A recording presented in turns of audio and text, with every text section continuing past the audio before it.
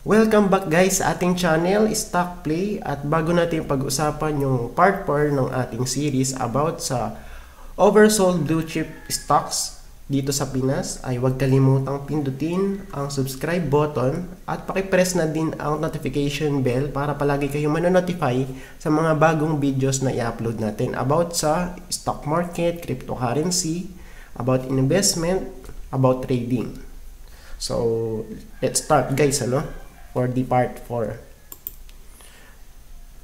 So, natapos na tayo guys sa MBT for Metropolitan Bank and Trust Company.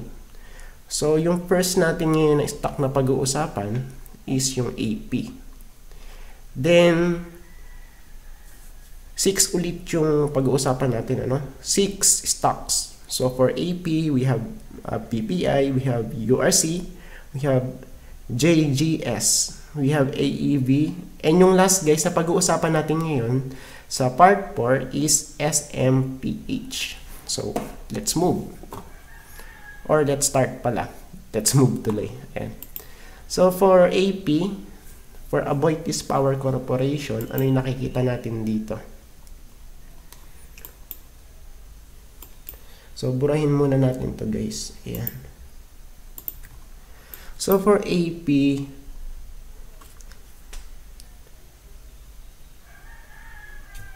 ang ating gagamitin na nga pala guys is yung RSI, So, same lang din nung sa part 1, sa part 2, at sa part 3. And sa part 4, so, same lang din. RSI yung gagamitin natin na indicator na titignan natin kung siya ba ay oversold o hindi pa. Then, yung chart or yung time frame na gagamitin natin is monthly chart, So, let's start. So, for RSI dito, let's see kung oversold na siya. March 2, 2020, yung latest update niya, ang value ni RSI is nasa 29. So, meaning, oversold na siya. At kung titignan natin, guys, nauntog na siya, sa ating support. So, yung first support natin is here, noong 2013. Next support is here, 2017. Though hindi siya na-hit, yung ating trend line, pero considered na to as a support. Since malapit naman siya. Yung third support is here, noong 2018. Ayan, guys. And probably here, Ayan, So, nasa support na tayo. Pero hindi natin kiniklaim, guys, na mag-hold na to at magkakaroon ng bounce play sa support, Kasi, almost lahat ng stock is na-break na yung kanyang support sa RSI. So, same lang din dito sa AP, possible is mabasag yung niya, yung RSI niya, yung support sa RSI. Then, kung titignan natin sa AP, virgin pa to sa pagka-oversold, So, first time in the history, simula nung 2008. So, let's see guys kung bubuhusan pa to. Pero kung titignan natin yung kanyang chart, so, meron tayong naispatan na bearish pattern for this one, So, we have head and shoulder pattern. So, pagka guys nakakakita tayo ng ganito, meaning, bearish yung scenario natin for this one. So, let's try to figure out. So, ito yung left shoulder. Left shoulder. Head. From swing high to swing low. So, syempre, sa neckline siya pupunta. And right shoulder, so ito, yung bounce niya from the neckline. So, i-adjust natin ng konti. Ayan. Pagka guys, nakakita tayo ng pattern na ganito, so, syempre, ang worst case scenario dito is, so, ito, from swing high to its neckline. So, gagamit tayo guys ng rectangle, no, from swing high to swing low, or yun dun sa neckline niya. Then i-drag natin pababa from neckline. Then yung possible bottom na to is dito, no, for the bearish head and shoulder pattern. So ang price target natin for buying is 13.8 pesos per share, no. So dito guys, ano, pakitandaan, 13.8 pesos per share. Kung ang pagbabasihan natin is yung head and shoulder pattern. So burahin na natin to. At gamit naman tayo ng Fibonacci retracement tool. So from swing low to swing high. So ganun lang guys yung paggamit ng Fibonacci retracement tool, ano? So from swing low to swing high, or vice versa, from swing high to swing low. Since kung titignan natin guys, nabuhusan na siya sa ating 0.618 Fibonacci line. So FYI lang guys, ano, for your information. So karamihan sa mga sa stocks natin dito sa Pinas is nagkakaroon ng bounce play pagka nauntog siya dito sa ating 0.618 Fibonacci line, ano, o yung tinatawag nating golden pocket. So once na ma-hit to, most of the time guys, nagkakaroon tayo ng bounce play dito, no? So from 0.618 to 0.65. So yun guys yung golden pocket na tinatawag. Doon sa range na yon, from 0.618 to 0.65. So very evident naman kasi yung naging low niya is around 20 pesos, ano, per share. Tapos nag-buyback na yung mga trader dito. Then ano nangyari guys? So na-push yung price from 20 pesos to 24 pesos. So almost 20% ang kanila naging profit doon. Pero syempre, okay, disclaimer lang guys, no? Masyado kasing risky sa stock market. So syempre, pagka baguhan tayo, hindi guys, hindi advisable na tayo ay sasabay sa mga day trader, ano, na matatagal na. Kasi bakit? Hindi naman lahat guys ng nagde-day trade is kumikita, especially sa mga newbie, no? Kung may kumikita, mas maraming natatalo guys. O saan ka doon? So syempre gusto natin yung kumikita. Pero maliit lang yung chance na tayo ay makasabay, ano? Kasi nga meron tayong tinatawag na word na FOMO or FOMO na tinatawag. So applicable to kahit hindi sa newbie, ano? Minsan kasi na-hype pa rin tayo kahit tayo ay medyo matagal na sa stock market. So yun guys, pagka na-FOMO tayo, meaning makakabili tayo sa mataas na presyo. O kaya guys, sa mga previous nating videos, kung panonoorin nyo, especially sa mga trending stocks, hindi natin nire-recommend bilhin yun, no? Kasi nga nabuhusan na yan, no? Especially pagka nag-trending na yung stock. So syempre, pagka nag-trending na, umangat na yung price. And yung tendency is mag-take profit na or buhusan na siya nung nakabili sa baba. Like this one, no? So kung tayo ay nakabili sa 20 pesos per share, okay, good. Okay? Pero kung tayo ay bibili ngayon, so this is not good. Kasi nga baka buhusan to. Since wala pa tayo sa support, no? Take note guys, bibili lang tayo pagka nasa support. Pero pagka wala sa hulog, sa support, or malapit sa resistance, this is the time guys na wag tayong papasok, no? Para iwas lugi. So yun guys. Yun yung mga tip ng tip ko pala. So sana meron kayong matutunan, no? Kasi ito kasi guys yung mga napagdaanan ko since noong 2017. Hindi lang ako guys investor dito, no? Sa stock market sa Pinas. So mas malaki yung BP ko o yung aking ininvest na pera sa cryptocurrency compare dito sa stock market. So syempre mas risky sa cryptocurrency, pero pagka may risk, so syempre meron ding reward. Higher risk, higher reward, no? Kaya ulitin natin, huwag tayong sasabay sa mga day trader.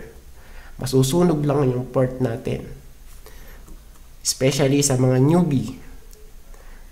So ano muna guys, practice, virtual account. Okay, pwede naman tayo mag-try, no? By not risking our hard-earned money dito sa stock market. So ang natin dito for AP is nasa 0.618, no? Pero mas conservative guys kung tayo ay mag-aabang dito sa 0.786 Fibonacci line, which is around 13 pesos per share. Or worst is mag-aabang tayo sa 9 pesos per share, no? Let's see guys kung ano yung magiging play natin dito kay AP sa mga susunod pang buwan. Next natin is BPI. So for BPI,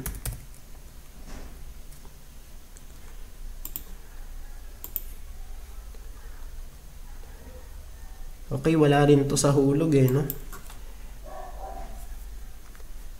Napasukan na to guys ng mga trader. Kaya titignan natin yung candle na to guys, medyo mahaba yung wick niya sa baba, no?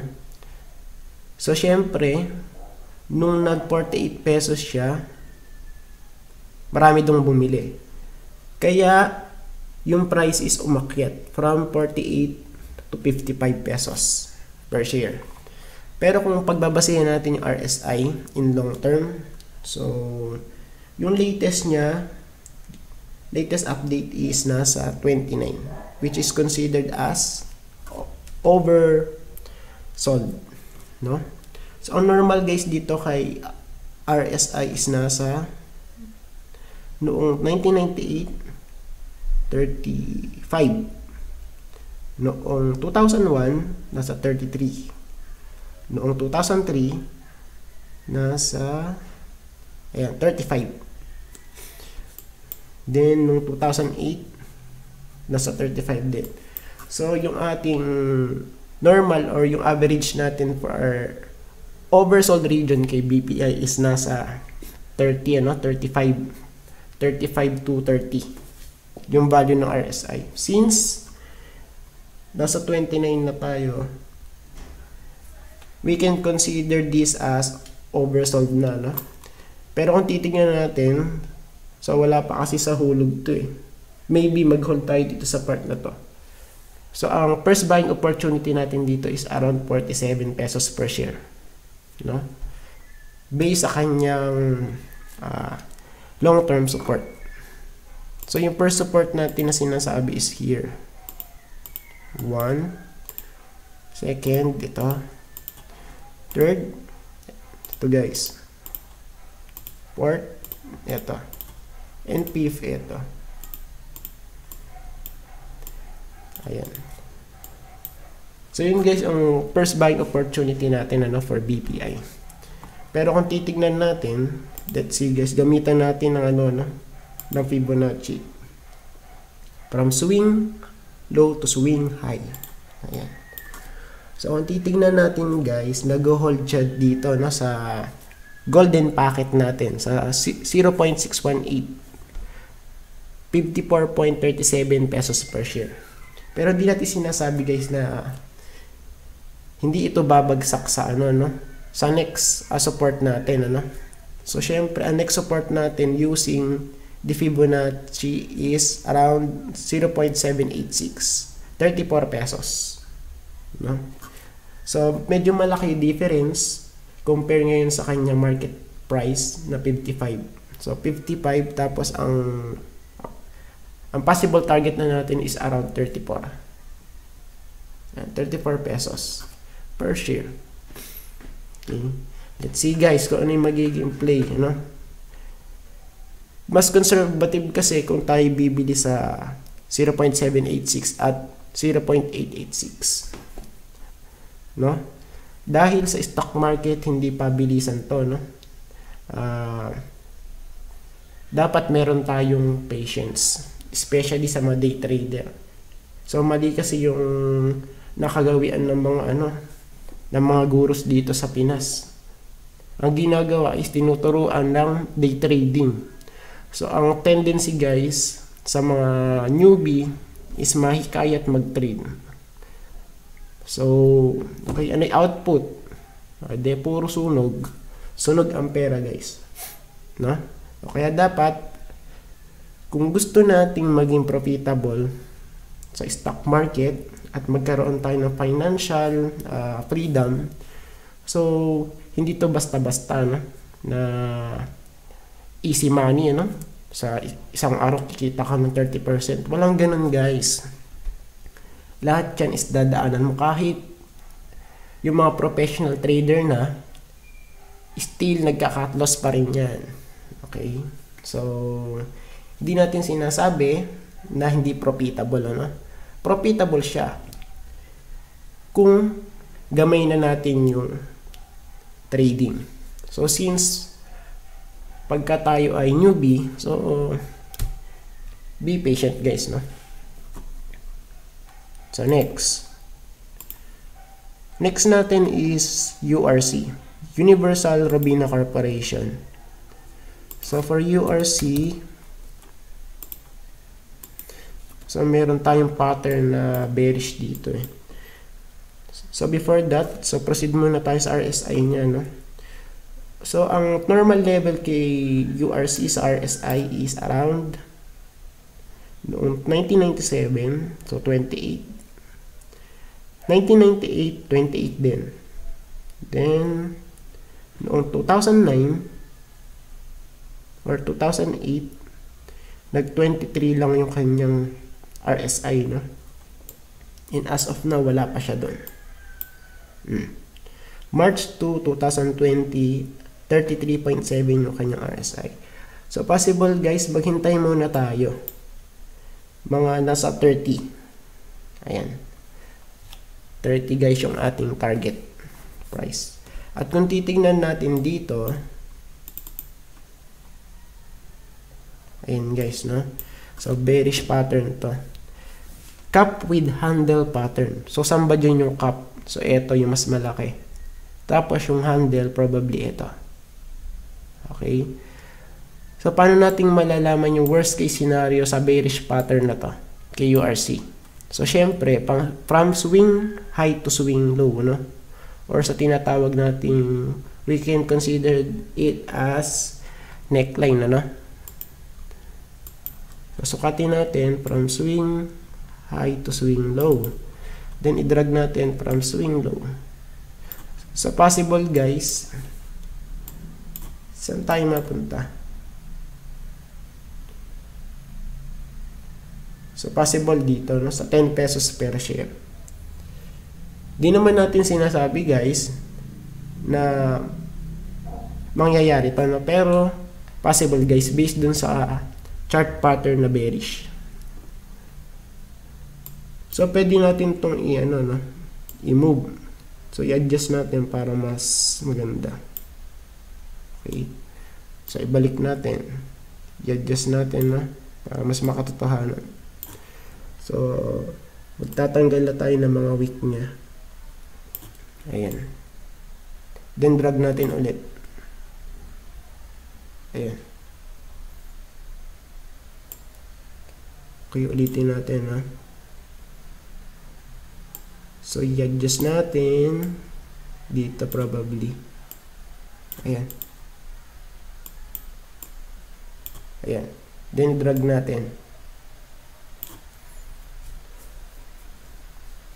Okay, ano output natin guys? So, possibly dito na tayo mauntog, no? Ito. Mas ano to? Mas kapani-paniwala. Ayan. Kasi malakas yung ano natin dito, support. So, around 20 pesos per share. No? Worst case scenario kay URC. So, syempre, maraming ano dyan. Marami tayong bashers dyan. Especially pag nagsishare tayo ng mga video sa Facebook groups. So, hindi ko naman kayo pinipilit na maniwala, no? Nagsishare lang ako kung ano yung mga insights ko, opinion dito sa mga ano natin, sa mga stocks natin dito sa Pinas. Ayan. So, kung titignan natin, sukatin natin guys, no? So, dito, from 1996, ano yung naging ano natin? Downside natin, percent downside. Okay, around 91%. So, medyo malaki guys, no? Then, nung 2005, so, nag-overbought siya, no? Pagka naman overbought, guys, lagpas dapat ng 70 or 80, no? Yung ating RSI. So, na-adjust naman kasi itong RSI. Nakadepende na lang dun sa stock kung saan siya usually nagpupunta. So, for this one, nung 2005, let's see. Yung downside niya, no? So, almost 80%. And yung last na downside niya is here. So, eto na nga yung top natin. So, susukatin natin yan, guys. Ayan. Around 64%. Pero based sa kanyang history, ang normal niya is nasa 80, no? 80 pataas. So, i-adjust natin to. 80. Ayan. Ayan guys, ang sinasabi ko. So, possible guys, no? Possible na mag-revisit siya rito sa part na to. Sa 20 pesos per share. Ayan, no? 91%. Same lang dito sa first downside niya. 91%. So, possible guys. Sakto-sakto, no? Maispatan natin yun. Pero kung gagamitan natin na Fibonacci line from swing low to swing high. Ayan. So, nag-buyback na yung mga trader dito, no? So, nag-bounce na siya from 0.618 sa ating golden packet. 90 pesos per share. Then, as of now, 108 pesos na siya. Pero ang buying opportunity rito is around 51 pesos. Ayan. Mas conservative to guys. 0.786 Fibonacci line. 51 pesos yung possible natin dito. Buying price. First buying price to So, sa first buying price, wag tayong mag-all in or wag tayong bibili ng isahan lang, So, buy in tranches. Pag sinabing tranches, pa konti-konti. So, test buy lang muna tayo, no? Hanggat hindi pa natin nakikita yung pinaka-bottom. Since, in pa si COVID. Okay? Yung kasi yung pinaka-malala. So, kahit na tayo dito, mag-technical analysis tayo dito, or even samahan na natin na fundamental analysis, still, may invalidation dahil kay COVID, no? So, syempre, maraming apektado dahil sa lockdown. Lahat ng mga company hindi makapag-operate ng maayos. So, syempre, yung performance noon, yung earnings, makaka-apekto yun sa kanyang balance sheet and doon sa kanyang income statement. So yun nga guys, be ready. Kung ano yung mangyayari pa sa mga susunod na buwan dito sa ating stock market world sa Pinas. Then, kung titingnan naman natin, kasi puro downside yung sinasabi natin eh. Okay, titingnan naman natin yung kanyang profit, ano? So, eto. First niya is here. Sa part na to, 1998. Pwede, ano natin? Ayan. 1,234%. So, ilang taon or ilang buwan? So, syempre, naka-days to eh. So, gagamit tayo ng date range. So, ito lang yun guys. So, from here up to this point. So, around 200 or 2,861 days. Kung i-compute natin yan, so, syempre, i-divide natin sa 2,000 ano na yun? 2,861, no? 2,861 days. Then, i-divide natin ilang days meron sa isang taon. So, syempre, 365. So, i-divide natin to 365.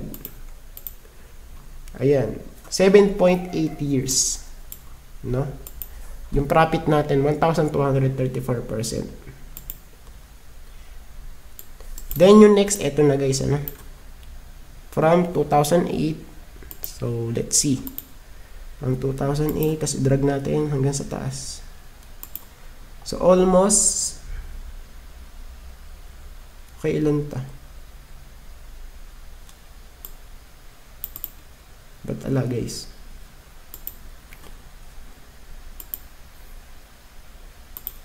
Ayan. So, almost, ayan, 3,819%. Sarap guys, no? So, kung nag-invest tayo ng 10,000 pesos, so times 38, no? So, magiging 380,000 sa loob ng ilang taon. So, yun yung karaniwang tinatanong natin eh. Gusto nating malaman yung ROI. So, date range gagamit tayo from here to this point. Ayan.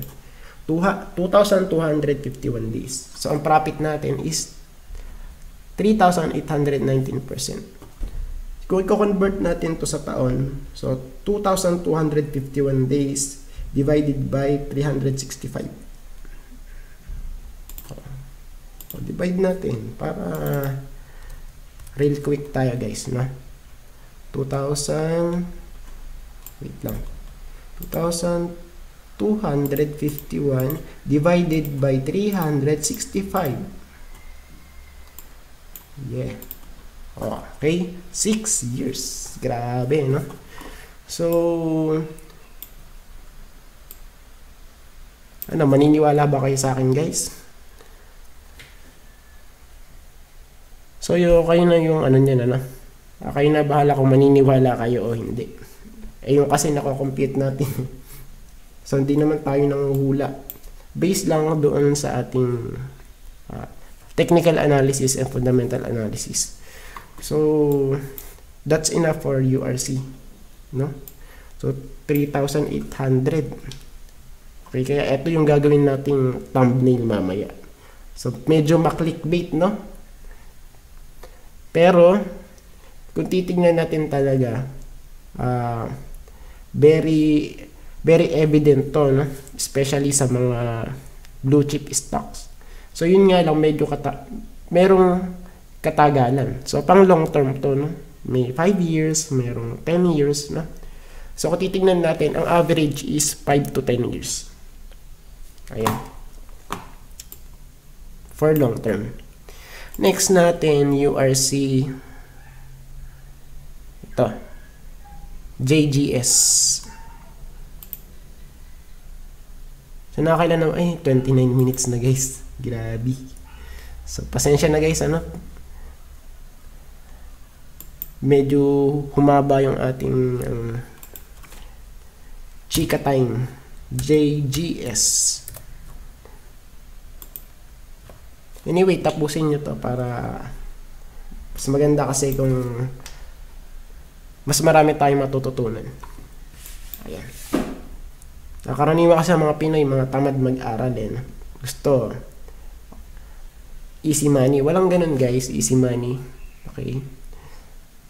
Kung gusto mo talagang yumaman, dapat mayroon kang patience. At syempre, hindi lang patience, ano? May kasamang hard work yan. Kaya kung magkukwit ka kaagad, yung stock market is hindi para sa'yo. Ayan. So, for JGS, so yung ating RSI is wala pa sa oversold region, ano? So, nasa 34 pa siya. So, medyo mataas pa to. Pero kung pagbabasehan natin yung history ni RSI dito kay JGS, nagbibisit siya around, so noong 2008, 24.6 yung value ni RSI. Pero yung pinaka lowest is here, noong 1990s, ano? So, umabot siya ng 15 lang. So, for this one, wag muna natin papasukin to. Then, at the same time, naka-spot tayo ng bearish pattern, no? So, we can consider this bearish pattern as double bottom pattern. Double top pala. Sorry. Ayan. Double top pattern. Kasi medyo nabagsakan to, no? Almost magkapantay sila, guys. Yun nga lang, yung first top natin rounded, ano? So, medyo round siya. Compare dito, medyo steep. Ayan. So, worst case scenario dito sa ating double top is yung swing high to swing low. So, probably wag na natin isama yung wick, ano? So, dito na lang tayo, guys. Ayan. Tapos, hanggang dito. Ayan. Then, i-drag natin from swing low to, ayan. So, ito yung worst case scenario natin. Using this bearish pattern. So, ang ating buying price is around 12.8 pesos per share kay JGS. Based dito sa pattern na to. Pero kung titignan natin, guys, let's erase this. Then, gamit tayo ng Fibonacci. So, ang first buying opportunity natin using the Fibonacci is around 21 pesos per share. Then, the rest, so, syempre, yung second buying opportunity natin is nasa 0.886 na, no? So, around 12.7 pesos per share. So, dito, guys, medyo, na to, malakas na. Kung titignan natin, eto, guys. So, marami na ditong support. Ayan. So, possible ma-hit to, guys. Let's see sa mga susunod pang mga buwan. Then, kung titignan natin yung downside na to, eto yun, noong 1990s, 1993. Then, sukatin natin ulit. So, price range, gamit tayo from swing high to swing low. So, eto, probably. Nasa 91%. Then, yung next is noong 2007. So, from swing high to swing low. Nasa 85%. O ngayon, based dun sa dalawang bear market cycle ni JGS, almost 85% yung average niya, no? Or 87% downside.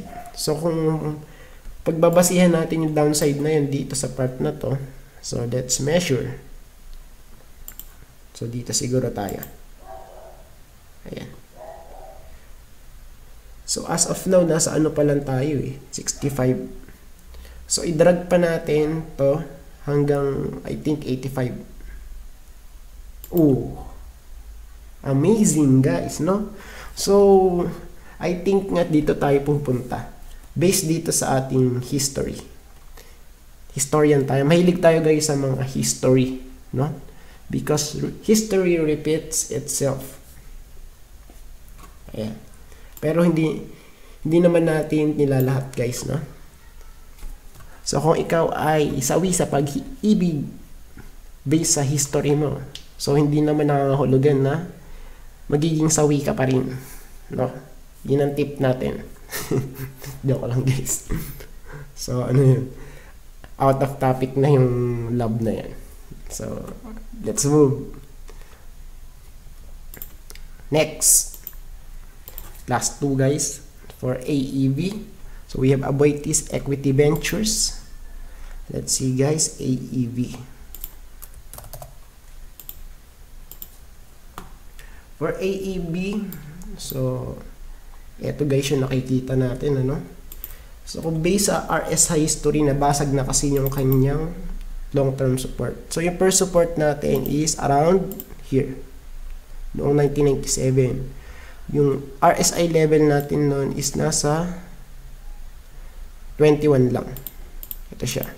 Second support is here. Kahit hindi na hit guys, so pwede naman tayo mag-adjust kasi rito eh. Ayan, i-adjust natin. Baka magreklamo kayo sa akin. Ayan. So ito, 2008. So ang kanyang RSI level nun is 41. Second support. And dito, okay, marami na tayong naging support. So pilit gustong basagin, ano? Pero hindi mabasag-basag. Noong 2013, so around 47. Then, ayan, 2015, 2016, and yung last guys na support is 2017 here. So, ano siya, no? So, hindi na napigilan. Natain na siya. Ayun. Nalaglag guys. Ayan. Lalaglag sa bangin. So, ito yung bangin natin guys, no? So, as of now, nasa, saan tayo guys? Around 26. So, oversold na to guys. Pero hindi pa natin masasabi na ito na talaga yung bottom niya, no? At wala rin makapagsasabi ng talagang bottom ni AEV. Kahit hindi kay AEV guys. So, hindi natin alam yung magiging bottom. Dahil nga kay COVID, sa mga case ni COVID. Especially, lockdown pa tayo kasi. Kaya, very minimal, no? Kung mag-upside rally to, short term lang. So, based naman dito sa ating patterns, so wala pa tayo sa long-term diagonal support. So, ito yun. Yung line na to. So, burahin muna natin to. Ayan. So, ito yun, no? Line na to, no? First support natin is noong 2000. Dito. 2002, 2001. Second support is here, 2009. Then probably, since wala pa tayo sa support, okay, alam nyo na, ang waiting time natin is nasa ano, no? Nasa 13 pesos per share. 13 to 14 to. Ayan. 13 to 14 pesos per share kay AEV. Based dito sa ating diagonal support. Since wala pa tayo dun guys, kaya mag-abang muna tayo. Kung tayo papasok dito. Then meron tayo na ispatan na head and shoulder pattern, ano? So, hindi lang sa shampoo applicable sa head and shoulder. Sa stock market din guys. So, ito yung ating bearish pattern. Left, meron tayong left shoulder, head, and right shoulder. So, ito guys is head and shoulder pattern na tinatawag. So, titignan natin ang worst case scenario dito for this bearish pattern. So, we have to draw rectangle from swing high to swing low, or pwede natin sabihin na neckline. Then, from neckline, then i-drag natin sakto. Sakto in punto guys, ano? Saktuhan lang tayo dito guys. So, yun. Ang worst case scenario is around 9 pesos. No? Pero guys, kung titignan natin, so dapat ma-hit nga to, no? Itong long term ano natin, diagonal support. Okay. Or even worst case talaga is bababasag tong support na to. Probably. No? Kung magpapatuloy pa si COVID. So, wag naman sana guys, no? Mas importante yung buhay natin kaysa sa pera. Yung pera pwedeng kitain, pero yung buhay hindi na maibabalik yan kahit pa gaano kakayaman, no? So once na tayo magkasakit, so parang wala na ring silbi yung kayamanan natin. So health first, no? Ayan. And last, yay, last na tayo guys.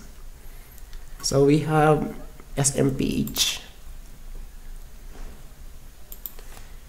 SMPH. So kung titingnan natin guys, yung kanina nating inano, nasa around 3,000 ba? 31,000, no?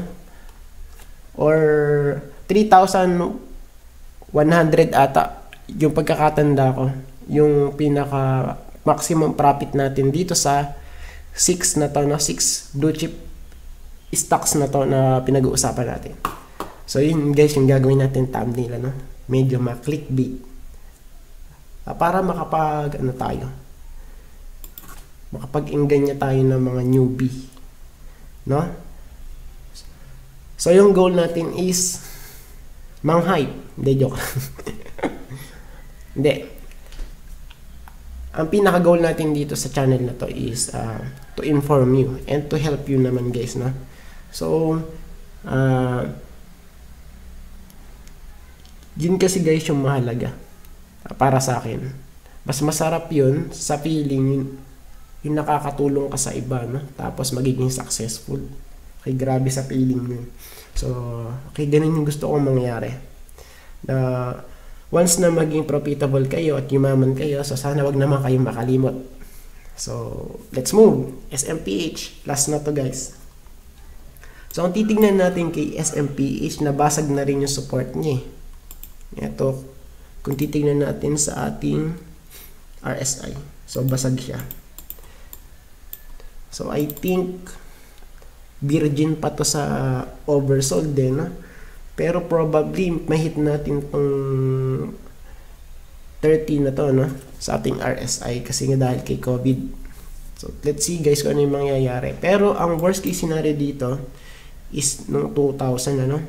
So, umabot ng 32 lang. 32.9 yung ating RSI value. Pero as of now, March 2, 2020, nasa 33 pa siya.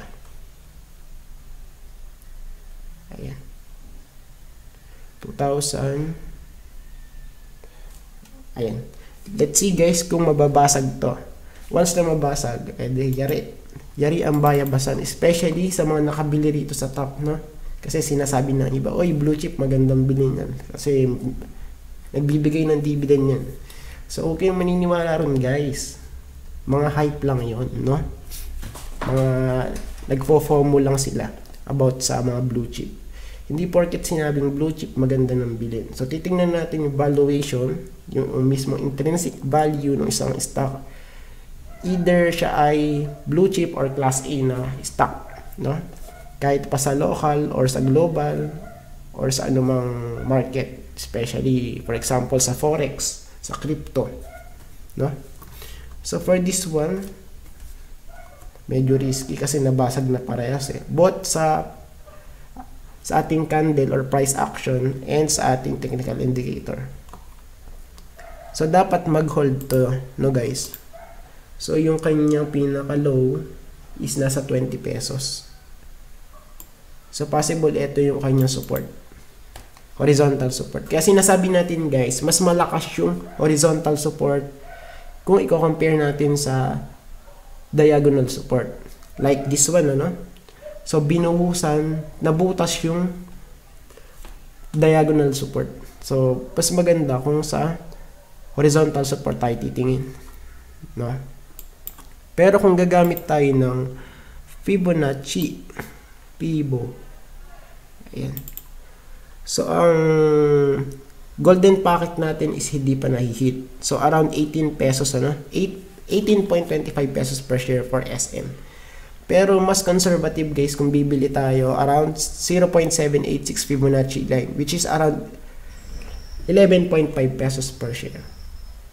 Okay? So, yun na siguro guys for now. At meron pa tayong part 5, So, ito for part 4. So, sana magustuhan nyo. Happy watching at see you sa next video guys. Bye!